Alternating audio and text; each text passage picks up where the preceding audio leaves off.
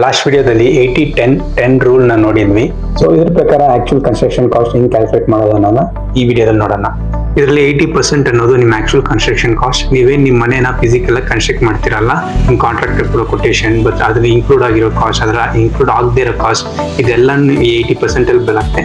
ಮತ್ತೆ ಅನ್ನೋದೇ 10% soft cost. ಇದರಲ್ಲಿ ನಿಮ್ಮ BBMP plan approval, BESCOM approval, architect fees, structural drawing, ಮತ್ತೆ ಬೆಸ್ಕಾಂ ಅಥವಾ BBMP ಪ್ಲಾನ್ ಅಪ್ರೂವ್ ಮಾಡಕ್ಕೆ ಏಜೆಂಟ್ ಕಮಿಷನ್ ಫೀಸ್, ಇದನ್ನೆಲ್ಲನೂ ಇನ್ಕ್ಲೂಡ್ ಆಗುತ್ತೆ. ಮತ್ತು ಕಂಟಿಂಜೆನ್ಸಿ ಕಾಸ್ಟ್ ಅನ್ನೋದು ಡ್ಯೂರಿಂಗ್ ದ ಕನ್ಸ್ಟ್ರಕ್ಷನ್ ಟೈಮ್ ನಿಮ್ಮ ಮನೆ ಫೈನಲ್ ಡಿಸೈನ್ ಅಲ್ಲಿ ನೀವು ಮಾಡೋ ಚೇಂಜಸ್ ಮತ್ತೆ ಅಪ್ಗ್ರೇಡ್. ಫಾರ್ ಎಕ್ಸಾಂಪಲ್, ನೀವು ಆಲ್ರೆಡಿ ನಿಮ್ಮ ಮನೆ ಡೋರ್ ಹಿಂಗಿರ್ಬೇಕಂತ ಒಂದು ಫಿಕ್ಸ್ ಮಾಡಿರ್ತೀರಾ, ಬಟ್ ಲೇಟರ್ ಕನ್ಸ್ಟ್ರಕ್ಷನ್ ಟೈಮ್ ಅಲ್ಲಿ ಇದಕ್ಕಿಂತ ಒಂದು ಬೆಟರ್ ಡಿಸೈನು ಅಥವಾ ಬೆಟರ್ ಮೆಟೀರಿಯಲ್ ಯೂಸ್ ಮಾಡ್ಬೋದು ಅಂತ ಡಿಸೈಡ್ ಬರ್ಬೋದು.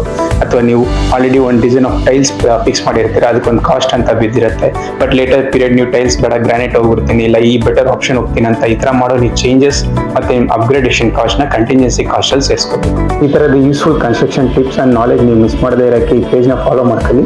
ಅದೇ ತರ ನಿಮ್ಗೆ ಏನಾದ್ರು ನಿಮ್ ಡ್ರೀಮ್ ಹೌಸ್ ನ ಕನ್ಸ್ಟ್ರಕ್ಟ್ ಮಾಡಬೇಕು, ಅದು ಒಳ್ಳೆ ಕ್ವಾಲಿಟಿಯಲ್ಲಿ ಒಳ್ಳೆ ಪ್ರೈಸ್ ಅಲ್ಲಿ ಕನ್ಸ್ಟ್ರಕ್ಟ್ ಮಾಡಬೇಕಂದ್ರೆ ಪ್ರೆಸ್ಟೀಜ್ ನ ಕಾಲ್ ಮಾಡಿ.